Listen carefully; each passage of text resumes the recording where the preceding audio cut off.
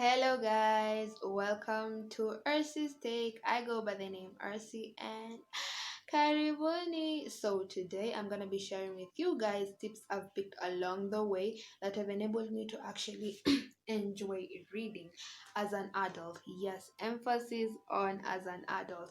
I know with the hustle and bustle of every day that we go through trying to get that cheddar, trying to figure out our purpose, trying to start a business can be very overwhelming and they can be really exhausting, draining, and time consuming.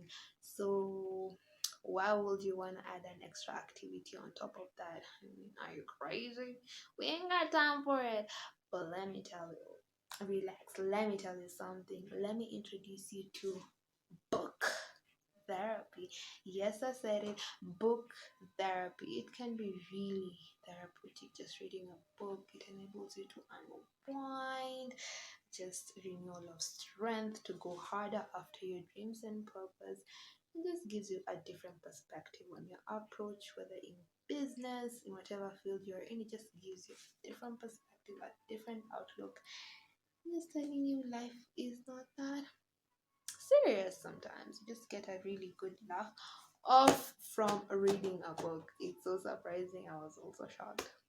My younger self is shocked that I'm actually enjoying a book. So in primary school, I used to enjoy reading a book. I enjoyed reading a book because of how simple the English was, and then the books are really tiny with very few pages. And then to top it up, the icing on the cake, zilikuwa na images, really fun images that was sometimes came in black and white. So the reward was actually coloring the images. I'm just tracing over the image, just doing some fun activity. Just know there's pictures there and you can go crazy with it. And then fast forward to high school. Books increased in size as well as the content in it, and there were no pictures. So that kind of made me a little bit lazy, I must confess. I became a little bit lazy. I did not enjoy reading books as much as I did before. And then to top it all up, most of the books that were being raved about in high school were mostly around fiction, romance, and a little bit of horror.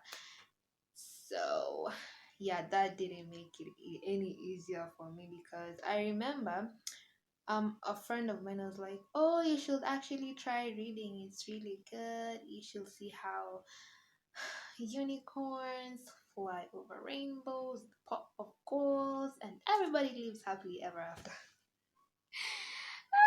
I still am a little bit biased towards fiction books. No, not my thing. Sorry if that kind of pisses you off, but it's books I never really enjoyed. I I remember struggling. Yani I struggled more than I actually struggled reading chemistry. That's how much I struggled reading a fiction book. So fast forward to adulting. I remember that awkward period between clearing from college and waiting for your graduation. So you're not qualified enough to actually secure a job, and so you got nothing going on in your lives. You're just there sitting at home. I watched everything that there was to watch. I was tired of just zungukaing around with my friends and just I was just tired of being tired. So I remember scrolling through a post from a certain blog, and she was recommending books on how to connect your conscious with the subconscious. And then there was some really interesting books. I was like, oh, actually it sounds interesting knowing how the subconscious mind works. So I dived right in, and let me tell you something. I, for the first time, enjoyed reading a book, and then I followed it up with the subtle art of not giving a fuck by Mark Mason. And I was like, where have these books been all my life? Because let me tell you something, I actually closed off my head to more categories of books that actually existed. I just thought that they revolved around these genres or categories that were being read about in high school, so I never really thought of exploring more options. So I kind of figured that out in adulting. Just a while back, like a year or two back, that's when I figured this other new category of autobiographies, memoirs, motivational books. Ah, it's been a wonderful journey. And I understand that there are people actually they hear like other memoirs and autobiographies, they're like, what? You actually enjoy reading those? Like my brother, he's always in shock when I say that. That's the category or genre of books that I actually enjoy because he's for the other side, the rainbows and the unicorns. He's for that category of books, which I struggle reading. So the tips that I'm about to share with you, I kind of like figured out along the way was one that's pretty obvious. Find a category of books that you actually enjoy. If it's comedy or horror, fiction or motivational books, inspirational books or whatever other. Oh, my battery is almost dying or whatever category that you actually enjoy, just look for what you'd actually enjoy more. So, by looking, I mean, if you tried reading fiction books and it wasn't for you, try a motivational book or a more practical book. And if you tried the latter, you can try fiction and maybe it works for you. I guess I enjoy autobiographies, memoirs, and motivational books because it's an actual human being who's gone through this life and now they're writing down their stories of the challenges, the triumphs especially, and sometimes the mistakes, the fails, and how you can learn from it. And that's why I enjoy that category of books. And fictions, I'm just gonna give biased comments, so I'm not gonna really comment on that. But if it's what you enjoy, fantastic. So, apart from finding a category of books, set a target.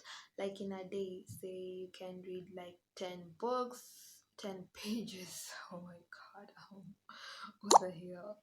Like 10 pages in a day or five, whatever you can be able to manage in a day, just go for it. And then from there, attach your reading with a daily routine or habit. Like for me, for example, I attach my reading with food. Whenever I have like my lunch or dinner, mostly breakfast, I'm not really that focused. So during lunch and dinner, most of the time is when I actually pick up a book and read it. This might not be practical for everyone because sometimes that's more of a family time, bonding time with your kids. So you just have to find a time that works best for you. It might be when you go to bed. Oh my god. 10 minutes before you go to sleep, 10 minutes after you wake up, maybe 5 minutes before lunch, and just be able to finish up on the target that you've actually set for your day for